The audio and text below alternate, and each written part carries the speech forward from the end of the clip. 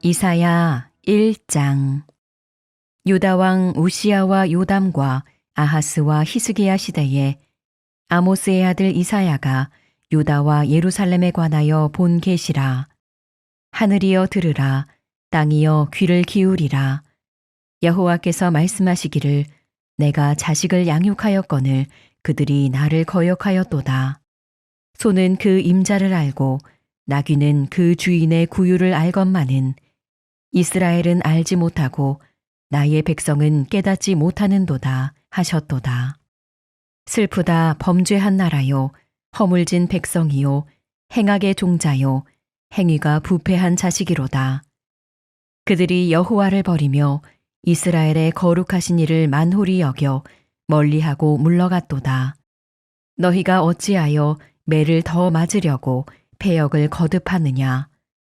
온 머리는 병들었고 온 마음은 피곤하였으며 발바닥에서 머리까지 성한 곳이 없이 상한 것과 터진 것과 새로 맞은 흔적뿐이거늘 그것을 짜며 싸매며 기름으로 부드럽게 함을 받지 못하였도다.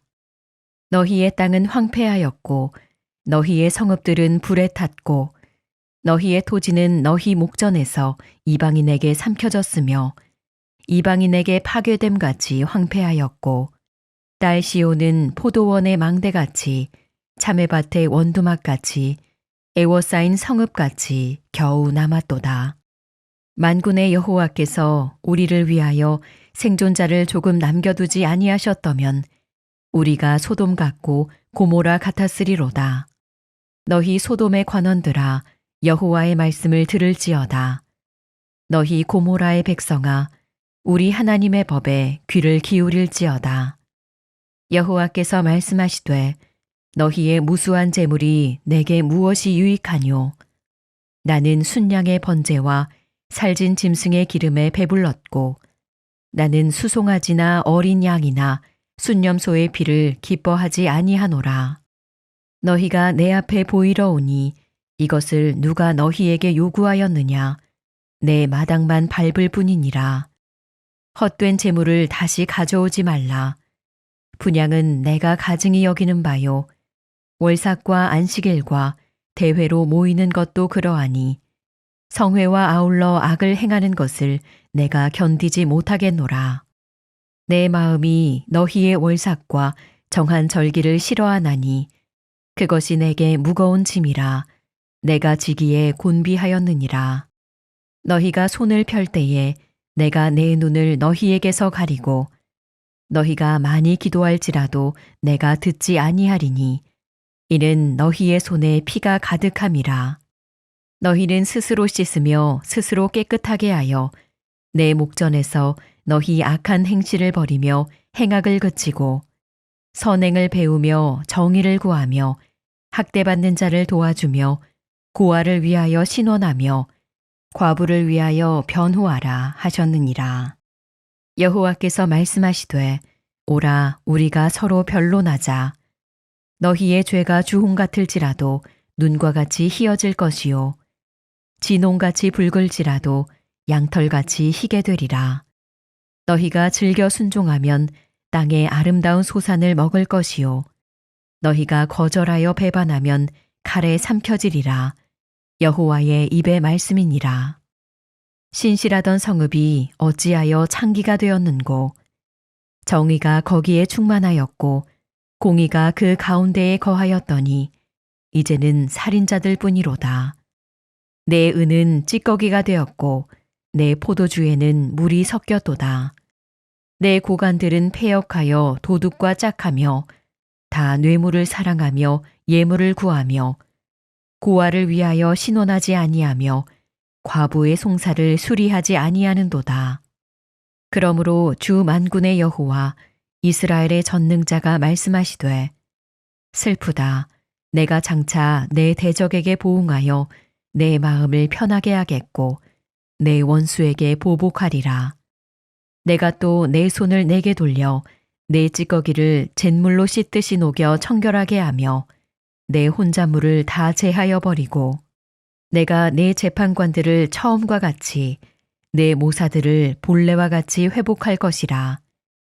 그리한 후에야 내가 의의 성읍이라 신실한 고울이라 불리리라 하셨나니 시온은 정의로 구속함을 받고 그 돌아온 자들은 공의로 구속함을 받으리라. 그러나 패역한 자와 죄인은 함께 패망하고 여호와를 버린 자도 멸망할 것이라. 너희가 기뻐하던 상수리 나무로 말미암아 너희가 부끄러움을 당할 것이요 너희가 택한 동산으로 말미암아 수치를 당할 것이며 너희는 잎사귀 마른 상수리 나무 같을 것이요 물 없는 동산 같으리니 강한 자는 사모라기 같고 그의 행위는 불티 같아서 함께 탈 것이나 끌 사람이 없으리라. 오늘부터 이제 이사야서를 이제 묵상합니다. 오늘은 하나님을 믿는가, 하나님만 믿는가라는 제목으로 함께 말씀을 나누고자 합니다. 오늘 본문을 계시다 이렇게 말씀하고 있습니다. 계시라는 것은 현재의 상태를 진단하고 미래에 있을 재앙을 준비하라 이런 이제 의미가 있습니다. 이것을 통해 할 수 있는 것은 하나님께서는 그 백성들에게 계시의 말씀을 그 시대도 그렇고 지금 우리의 시대도 하나님의 말씀을 우리가 잘 알아듣지 못하게 어렵게 하는 것이 아니라 우리 수준에 맞게 들려주시고 보여주신다는 겁니다. 그래서 미래에 있을 일들에 대해서 준비하게 하신다는 것이지요. 그것이 은혜입니다. 오늘 이 새벽도 하나님께서 계시의 말씀이 여러분의 심령에 밝히 보여지고 깨달아지고 그리하여 미래를 준비하는 하나님의 사람들 다 되시기를 소망합니다. 현재 이스라엘의 상태는 어떠한가? 이제 오늘 말씀을 보면 2절 3절에 이렇게 말씀합니다. 하늘이여 들으라, 땅이여 귀를 기울이라. 여호와께서 말씀하시기를 내가 자식을 양육하였거늘 그들이 나를 거역하였도다. 소는 그 임자를 알고 나귀는 그 주인의 고의를 알건만은 이스라엘은 알지 못하고 나의 백성은 깨닫지 못하는도다 하셨도다. 무엇에 비유합니까? 자식을 잘 양육했는데 그 자식의 부모를 거역했다는 겁니다. 뿐만 아니라 소와 나귀를 비유합니다. 짐승에 비유하죠. 그들은 주인이 누구인지 구유가 어디서 나는지 이제 아는데 이 백성이 모른다는 겁니다. 지금 이스라엘 백성들의 영적 상태를 어떻게 진단하고 있느냐? 하나님께서는 우리의 부모로 비유합니다. 하나님의 백성은 자식인 거죠. 관계가 그렇습니다. 그런데 거역합니다. 자기 뜻대로 살아가는 거죠. 어떻게 보면 소와 나귀를 비유했다는 것은 짐승도 주인이 누군지 아는데 누가 먹을 것을 주는지 아는데 이 백성은 주인도 모르고 정말 먹을 것을 쓸 것을 어디에서부터 공급받는지 이것을 모른다. 하나님의 한숨 소리가 이제 나오는 것이죠. 이 말씀을 보면서 우리가 하나님을 아버지로 부모로 그 마음을 헤아리고 있는가? 나의 모든 것이 정말 주님께로 내 정말 주인이 주님이라는 것을 고백하고 있는가? 이 부분을 이제 질문을 던지는 겁니다. 이스라엘 백성들에게만 아니라 오늘을 살아가는 저와 여러분에게 이 질문을 던지는 거죠. 부모를 거역한 자식은 어떻게 되는가?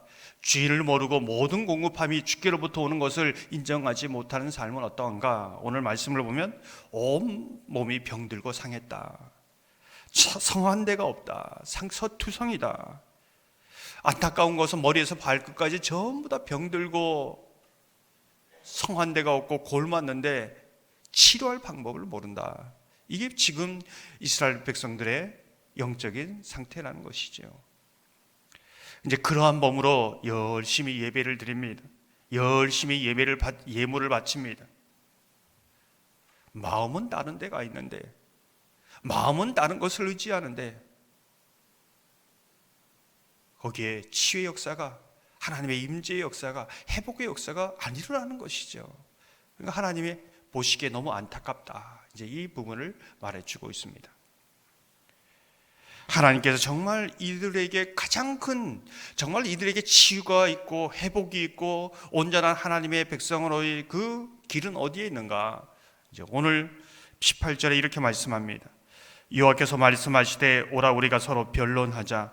너희의 죄가 주홍 같을지라도 눈과 같이 희어질 것이요 진홍같이 붉을지라도 양털같이 희게 되리라. 여러분이 너무나 잘 아는 말씀이지요. 죄의 문제를 다루고 있습니다.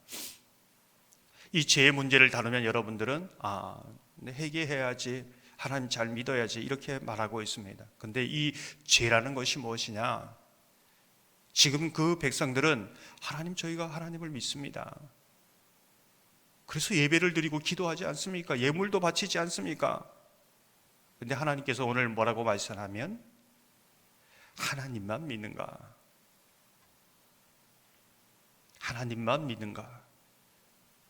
섞여 있다는 것입니다. 혼합되어 있다는 것입니다. 22절에 보면 이렇게 말씀합니다. 내 은은 찌꺼기가 되었고 내 포도주에는 물이 섞였도다. 포도주에 물이 섞였습니다. 분명 포도주인데 물도 아니고 포도주도 아닙니다. 분명 그리스도인이라는 이름은 있는데 그리스도인이 아닙니다. 어떻게 보면 세상 사람과 똑같습니다. 하나님 앞에 나와 난 하나님을 믿습니다. 나는 하나님을 믿습니다. 이렇게 말을 하는데 하나님도 믿고 세상의 돈도 믿고 세상의 사람도 믿고 믿는 것이 너무나 많습니다. 막 혼합되어 있습니다. 이것을 죄라고 합니다. 세상 여러 가지 신 중에 하나님이 한 분, 세상 여러 가지 내가 의지할 모든 장치를 다 해놓은 중에 하나가 하나님. 이제 이 상황이죠. 죄란 무엇인가? 정말 하나님만이 나의 공급자이고 창조주인가 구원자인가? 이 믿음의 고백이 있는가? 하나님이 한 분이신 줄 믿느냐? 마귀도 도망간다 그랬습니다. 이 믿음이 정말 있느냐? 이것을 믿지 못하는 것이 이스라엘 백성들의 죄의 모습이었고 또 오늘 살아가는 저와 여러분의 모습은 아닌가? 말씀이 거울이 되어서 우리 심령을 비추어 보라는 것이지요. 이스라엘 백성들의 상황을 보면 어떻습니까? 국내 정세를 보면은 그 우시야 왕 때 얼마나 평온함을 누렸습니까? 근데 그 말년에 교만해서 그 문둥병으로 죽었습니다. 어수선합니다. 국외 정세를 보면 아시리아가 끊임없이 세력을 확장해 가면서 점점 코너로 몰리고 있습니다. 의지할 것은 없지요. 이러한 상황에 백성들은 갈 바를 알지 못하고 불안해합니다. 진정 우리의 평안이 어디 있는가? 우리의 구원이 어디 있는가? 그때 이사야가 이 말씀을 선포하는 겁니다. 이사야의 이름은 여호와는 우리의 구원이시다. 이런 뜻이지요. 진정한 구원이 무엇입니까?